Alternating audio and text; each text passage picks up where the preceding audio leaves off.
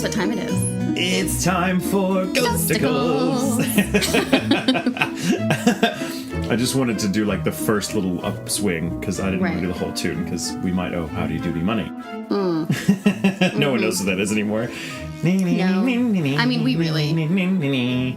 It wasn't really our thing either. It wasn't. But our parents probably grew up watching it. So they always... Yeah. My dad always told me about, growing up watching like the Howdy Doody show. And then there was like a 30-year, 40-year anniversary or something special that came on television when I was really little. Oh. And I was terrified. Well, yeah, they're terrified. By then we had already seen that dolls are inhabited by demons. Yeah. We already knew that. Yeah, I do think, I'm pretty sure that the Howdy Doody special came on television after Child's Play was already a thing. Right, Child's Play and the TV shows. Goosebumps. Goosebumps, no, that was after. Are You Afraid of the Dark? No. Monsters? Twilight Zone. Oh, Twilight Zone. Oh, yeah, Twilight Zone. God, there was all the good ones. There's Twilight Zone. There was Monsters. There was... the Friday the 13th show I liked, too. I love the Friday the 13th series, which had nothing to do with Camp Crystal Lake. It was a great show. It was nice and spooky. And Do you have like a favorite episode? Like one that stands out? You are overestimating the power of my memory. I remember one. Do you remember the one where... there's like a poison pen and there's a monk in a monastery who can write with it, and whatever he writes comes true, and so he like writes a bunch of people dead. Nice. Like they get murdered. So it's like it's really the grisly. original Death Note. Yeah, basically. Oh, interesting. Yeah. I don't remember that one. I just remember the typewriter. Oh, the typewriter was a good one. I bet if I just watched it again, I would be like, oh yeah, I remember. Oh yeah, because we watched it regularly. But Tales from the Dark Side. And later Tales from the Crypt on HBO, which was awesome. Yeah. I loved all that stuff. Me I was too. I was my always parents, into spooky shit. They liked it too, but we never saw horror movies. Horror movies were too much. Oh yeah. But we'd watch the creepy stuff on TV. Like we watched it, but we wouldn't go see Child's Play. Or Pet Sematary. I guess my family like ran the gamut. Like my brother loved really gory, awful horror movies. My father liked more cerebral horror. My mother only liked thrillers, especially like romantic thrillers. Of course. And I was somewhere between them. Though I loved murder mysteries. Yeah. I was like a huge fan. Murder mystery too. In the 80s was like the time for all of them. Amateur Detective Hour. Yes. It was so like Jessica Fletcher and like Scarecrow and Mrs. King. And Dick Van Dyke. What was... Diagnosis Murder. Yeah. All of those. There was so good. many. We've gone down memory lane. Well, we have some stories though. Which is it's appropriate we've gone down memory lane because the first story is an update from Sarah. And Sarah's the one that she lived, the place was like right next door to a cemetery. Right. Yeah, and we had questions for her because she told us that like somebody drove through her brother's bedroom twice. And we had like a real car, whatever. So this is Sarah's note to us. Thank you, Sarah, for getting back to us. Oh, by the way, I'm Jamie Markey, and that's Michael Tatum. We forgot to introduce. Oh, yeah. Well, Sarah says, so the cemetery is fenced off. Real cars drove through my brother's room. That's fucked up. Twice. That's like, where is the room located that's a thing? Whatever. The cemetery has been there for years. There are graves going back to the 1800s. Wow. I didn't find anything about the apartment complex being on any graves, but the kids upstairs will not talk about what happens, but it's obvious that something goes on. I've heard them screaming in the middle of the night. Ooh. We'll hope that's just ghosts. Yeah. On another note, my cousins and I used to play at Danville Park. Back in the wooded area, there's a place everyone called Devil's Back. It was a place where a lot of people apparently committed suicide. Some kids liked to climb it. And some of them fell and died. I felt someone grab my shoulder one day and hold me back from climbing. I was terrified and my cousins had to take me away. Later, we heard some kids fell and died that same day. I feel like I was saved. Today, the area is fenced off to prevent anyone from climbing. Well, that's good news. That's good. Safety. Mm-hmm. Don't crawl Safety up things. Eventually? Just feel like there's a place that just a lot of people go to end their lives, just maybe don't be there. Yeah, probably not a safe place. Right. Unless it's a ghost tour, then obviously you're going to go. Oh, but just hanging out, don't know. Yeah, I don't want to do that. Ooh. Ugh, I like that. man. Ugh. It's the real car, the real Twice. cemetery, But it's fenced off. and the real But they're really old. space. And I mean, she at doesn't- and least she they doesn't held her know. back. Where were they? Why didn't they hold out back those other kids? I don't She know. was chosen. She was chosen. No pressure, Sarah. What do you have? I have an update as well Sweet. from Candace. I wanted to give you all an update from the story I've submitted previously. It was the cold open on episode 13, where I saw something walk through an empty kitchen out of the corner of my eye. Okay, do you remember? Oh, so there was a bunch of stuff. Like, it was her neighbor's house, her friend's house, Okay. and there was like a thing with a lamp, and she named the ghost like Jonathan, I think. Okay, and it's ringing a bell. Then this musical thing would go off, and they ended up having to move it out of the room. And then the big thing was it was like a musical thing, like on a doorknob or something, right? it was. I don't think it was on a doorknob, but it was in mixing it the up. space, and they like moved it up high, and then they ended up moving it out. Okay.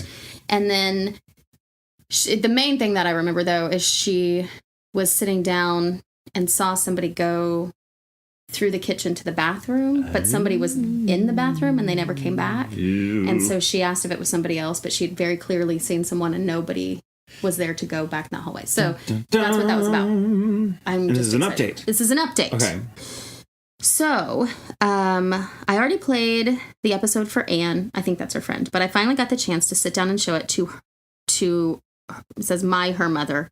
Her mother, who was like a mother to Candace, I'm just going to assume, Lynn. And she reminded me of some things I have forgotten about. Ooh.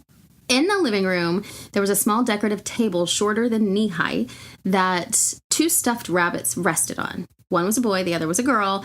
I don't think we named them, but they lived on that small table for years. For ages, the boy would be on the left side of the table and the girl on the right.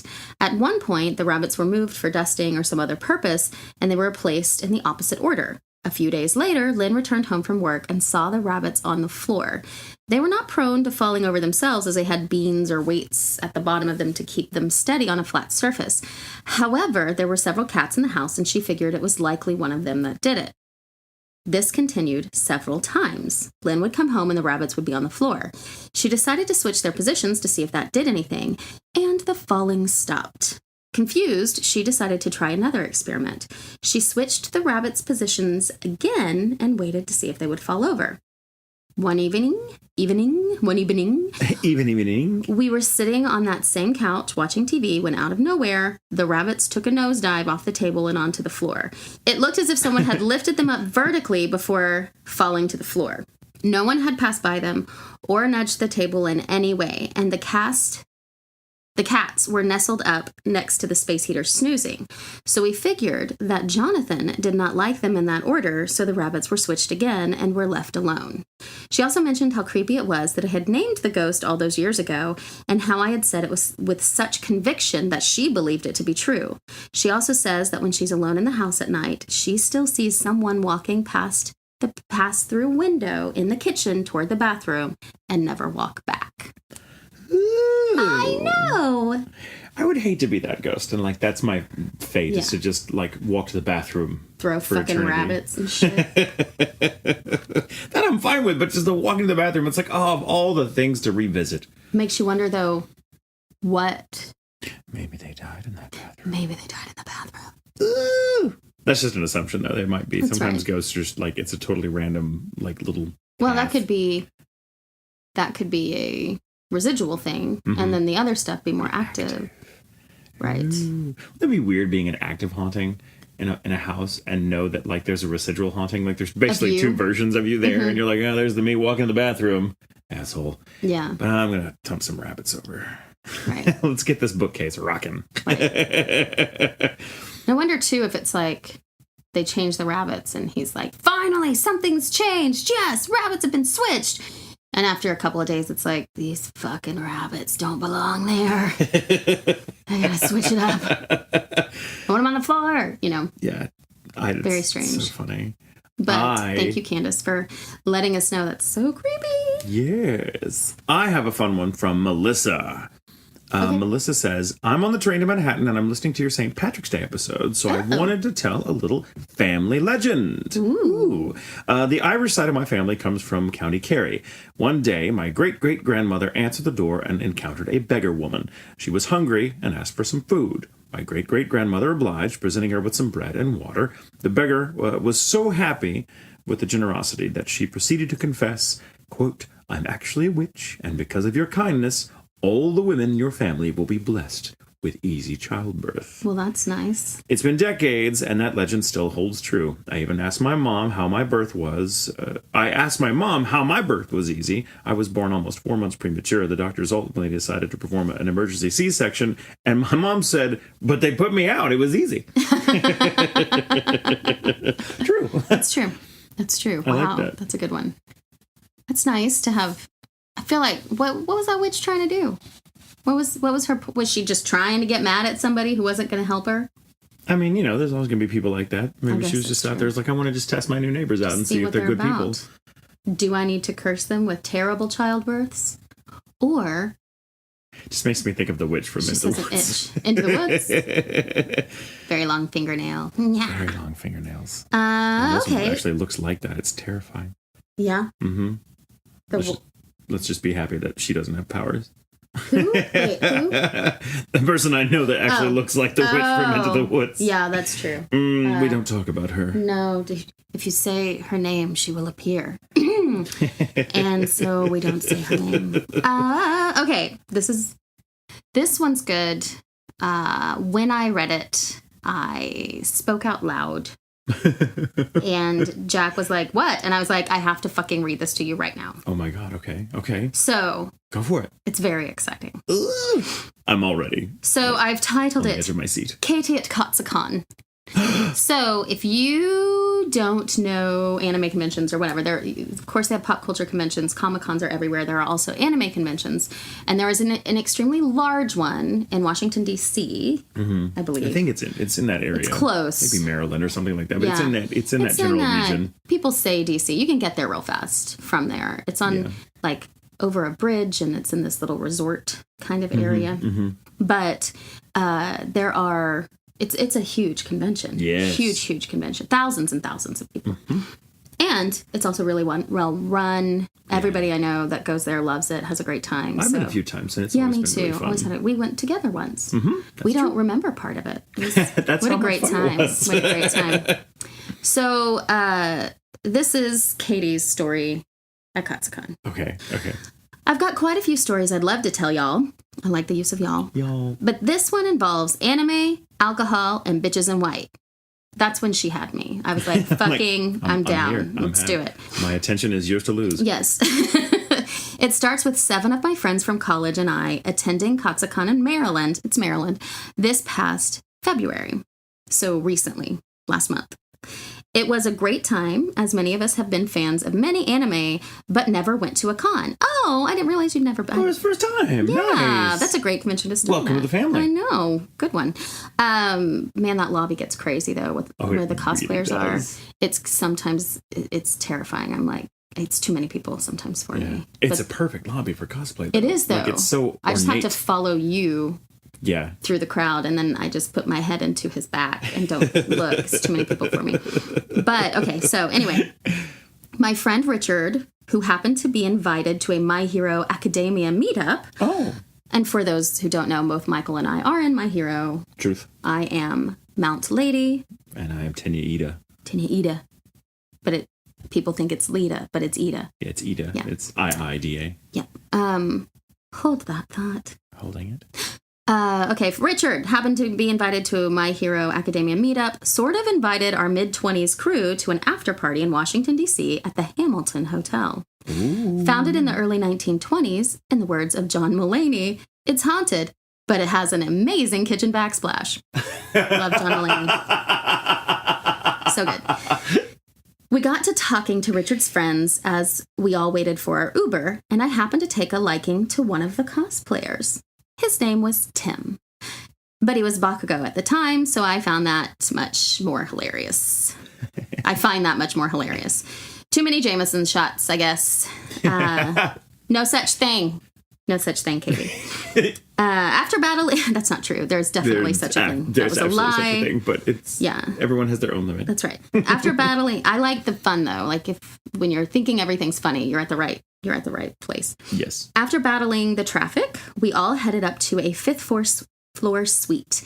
This is where things get creepy. The after party was full of late 90s jams, card games, and truth or dare. A basic but fun night. I want to go to that party. The same. At first I was like, the 90s jams were creepy? That's not accurate. But then, no. Some of them were. I had to, well, that's true. I had to keep on reading. It's more mid. I guess ours is early to mid 90s or more, I think. Yeah. Remember the You're getting so distracted with nostalgia. I just love it. Okay. So, anyway, they're having a great time.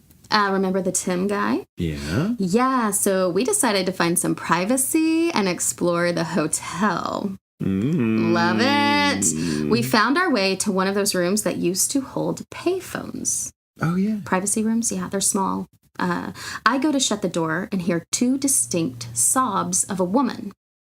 Ones that make my gut seize.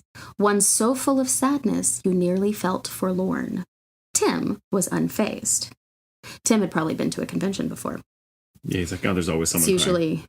Yeah, on your... crying in a corner or... On your treasure hunt, there's one that's like lone woman or lone girl crying in the corner. Yeah. That usually happens. But, now...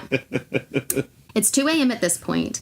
The Hamilton was the party host's choice because it was far enough away from the hundreds in town for the con, thousands. The front desk even told us we were alone on that floor. I walked towards the elevators where you could see down both sides of the hall. Side note. Tim is still in the old phone booth room at this point, a little grumpy. I'm getting distracted. I call down the hallway but hear nothing but the heater turning back on. Hear nothing but the heater turning back on. I try to push back my unease as Tim and I slide the door shut.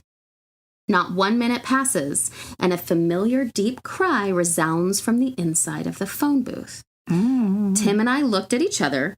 It wasn't me, and it sure as hell wasn't him. We bolt from the room immediately. Tim stomps towards our suite and questions the others about their joke. Everyone looks the same as when we left. Cosplay makeup still on, but relaxing about the lounge. Blah, blah, blah. Easy for you to say. Yeah, I'm going to try that again. Everyone looks the same as when we left. Cosplay makeup still on, but relaxing about the lounge. Not to be completely dissuaded, Tim managed to grab another room key from Jacob, Ida at the time. Jacob was dressed as Michael's character. And we made our way to that floor, room 428. Okay. The elevator arrives to take us up a floor, and there's a woman standing in the back left corner. Her hands were pale and wringing themselves at the hem of her shocking white dress. Mm-hmm. Tim pays her no mind and pulls us both into the elevator. She makes no motion towards the buttons, nor that she notices us at all. I felt the forlornness from earlier crank up to 10 and made Tim hit our floor. Her stringy blonde hair shifted, and I got a look at her stark skin, cheekbones coated with mascara. It was when her deep blue eyes glided its gaze to me when Tim's hand digs into mine. "Who are you?" she rasps. Tim slams the open door button, but it wouldn't work. The overhead light in a 4-star hotel flickers like we were in some seedy motel. By the time the doors reopened, she was gone. Yep. No. In a shock to no one, Tim and I never actually got to hook up due to a sad bitch in white. Man. She said, I looked up a few other stories from the hotel's past, but couldn't find a specific case. Who knows? Maybe it's a new one. Thanks so much for reading. Love all y'all's work and loved the guest spot from Caitlin a few weeks ago. Yay! Caitlin's listening. She loves you. Let me know if you want any more from my childhood near Williamsburg, Virginia. It's a fun time. Stay spooky. Yes. Yes, we do, Katie. Yes. Oh my God. That's like a bitch in white totally cramping their style. No. Like, damn. It's a cock block in white. So good, though. And that's why I was like, what? What the fuck? So good. Thank you. Really, like, I wonder how many convention ghost stories there are. Well, I wonder at conventions, like, how often is it that people see a ghost and just think it's a cosplayer or someone at the convention? Because you just kind of go, oh, that's someone in an outfit, Yeah. How many times have you like seen someone like in a dark robe wandering the hall, and I'm like, oh, that's probably just it's just cosplay. Just a cosplay. Whatever. Maybe it's a ghost. No. I'm gonna just start going up to people and be like, "Are you a ghost? Are you real?" Just poke people. You have to ask, "Can I poke you?" Like, I'm gonna poke you. Just Yeah. to Okay. All right. You're just solid making enough. Sure. Just making sure. It's fair. Man. It's fair. Yeah. Con haunted stories. I know. Let us know. Yeah. I'm going to a con this week. We're both going to different cons this weekend. All three of us. Brandon's going to one too. Yeah. So between the three of us, we'll have some spooky experience. Maybe. Somewhere. Because he'll be in Atlanta. I'll be in Minnesota. And where are you going to be? I'll be in Kansas City. Okay. But by the time this comes out, we'll be back. That's true. Yeah. Maybe we'll have stories. All right. So this next story comes from Olivia. I have a series of small stories, she says, that all took place in one house. It was an older home, probably close to 80 years old by the time I lived in it. It had been in my family for a long time. My grandmother used to live in the house with my mother, and my mother came back to live in it with me as she was going back to college. There were lots of small things that would happen, doors being closed from rooms that no one was in, footsteps going down the long hallway that led to my mother's room, just small things like that. But I believe the first big thing to happen was to me. I also enjoy that. Footsteps. It's always footsteps. Footsteps and doors opening and closing on their own. Small things. As this is all relative, right? Yeah. I believe it was around 8 a.m. at the time. Wait, no, that's not. I believe I was around 8 at the time. Wow, I totally... It could have been 8 a.m. It might have been 8 a.m. probably. When she was 8. I believe I was around 8 at the time. I went downstairs to see what my stepfather was doing one night. As it turns out, he was watching a movie. I sat in a big red chair and told him to wake me up if I fell asleep once the movie was over, which he didn't do. Fail, stepdad. I woke up later that night to find the whole downstairs was dark except for the kitchen. We always kept a light on in there. I was mad at the fact that he didn't wake me up, and when he went upstairs, I was mad at the fact that he didn't wake me up when he went upstairs, but it was soon replaced with fear as I looked in the kitchen and saw a dark figure walk from the closet, stop to stare at me for a few seconds, and then make its way through the door across from it, which led to the basement. Fuck a basement. Fuck a basement. I wanted to run upstairs the moment it went away, but the stairs were too close to the doors, and so I decided it would be best to spend the rest of the night where I was. I had another encounter with a figure while I was by myself. I was a little older this time, maybe around 9 or 10. I had opted to stay home alone while my parents went out to do a few chores. So grown up. I was hanging out in my bedroom, and all of a sudden, I look into my doorway to see a blue figure standing there. Blue figure. Those are rare. Mm-hmm. It came towards me, and I immediately threw my head under the covers. I called my mom to tell her what happened. When I had the courage to peek my head out, there was no one in the room. My mother also experienced weird happenings with the basement. She was downstairs by herself when she heard glass breaking coming from the basement. She woke my stepfather up to go downstairs and check to see if anyone was down there, only to find that there was no one and no broken glass. The same series of events took place again the next year around the same time. There was only one more time that I experienced anything paranormal in that house. We had bought a new house recently and were about to move into that one. We were all sitting around talking and having fun when I noticed a small figure run from the middle of the dining room to just behind the wall that separated the dining room and the living room. I got up to go check to see if it was my little sister, who was about 3 at the time, only to find nothing there. I personally believe that particular encounter was a little boy that is attached to my mother. My mother first spotted him on our campsite when we were camping once. We've since moved away from that house and have not experienced any paranormal activity. Though my mother has seen the little boy once since we moved, he appeared in my stepfather's car, the same car we used when we went camping. Ooh. I don't spooky things. think it's cool to appear in a car. That's a bullshit move. I don't care how old you are, Ghost. Yeah, it's kind of... It's dangerous. It's dangerous. Yeah. That may be why they do it. They want company. Maybe. They want to run you off the road. So like, we can all be ghosts together. Forever. Oh, no. Be careful No. in that car. Maybe don't drive it ever again. Just don't go camping. Yeah. Maybe when did he get the car? What if it's attached to the car? It has nothing to do with the campsite. Yeah, I want to hear stories about haunted cars. Does anyone have a story about a haunted car? Oh, yeah. That would be good. I want to hear some. There's got to be haunted cars. Or other haunted camping trips. Ooh. They're usually only haunted with fucking daddy long legs and no sleep. Sometimes just, rain. Oh, my God. And Every Bigfoot. time I went camping, there was rain. Every time. Have you ever been camping in a storm? Yes. Yeah, we found out later that there were tornadoes surrounding us because it was in Oklahoma. So, of course, there were. Oh, right. And there was so much water in our tent that we were on sleeping, we were on blow-up mattresses. Mm-hmm. We were kind of floating. And it being rafts. Yeah, from one side to the other. That's miserable. It was so bad. Always get a cabin. Always get a nice cabin. Right. On a street.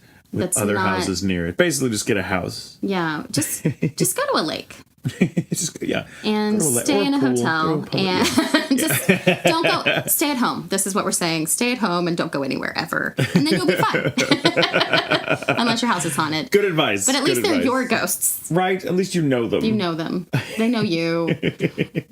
Oh my gosh, that's so good. Oh my God, good stuff. I know. Thank you guys. Yeah. What other stories do we want? We want. Haunted cars, haunted campsites, more haunted conventions. I want to hear about more haunted conventions. And hospitals. I asked for that a while ago. I want more haunted hospital stuff. Ooh. Yeah, I love it so much. There's bound to be so many. I know. I met someone at a con who had stories. Oh my gosh! Every time, they worked at a hospital, and I was like, "You've got to submit." And she was like, "Well, there's just a bunch of little things." I'm like, "Put them together." Put them all into one. Put them into one. It's a story. Yes. There's so many stories. She'll take our advice. She sounded also pretty busy, so. Yeah. All right. Well, thanks, guys. That's the end of this Ghostacles. Ghostacles. They go so fast. They really do. But that's what they're about. Just a little dose. A little dollop. A little taste. What do they call it? It starts with an S. A soupçon of ghosts. Yeah. Soupçon. All right. Well, yeah. Cool. All right. Thanks. Remember, it's okay to sleep with the lights on. It looked as if someone had lifted them up vertically before falling nosedive off the table and onto the floor. Wait, I skipped that up. Sorry. It looked as if someone had lifted them up vertically before falling to the floor. That's what it was. Okay.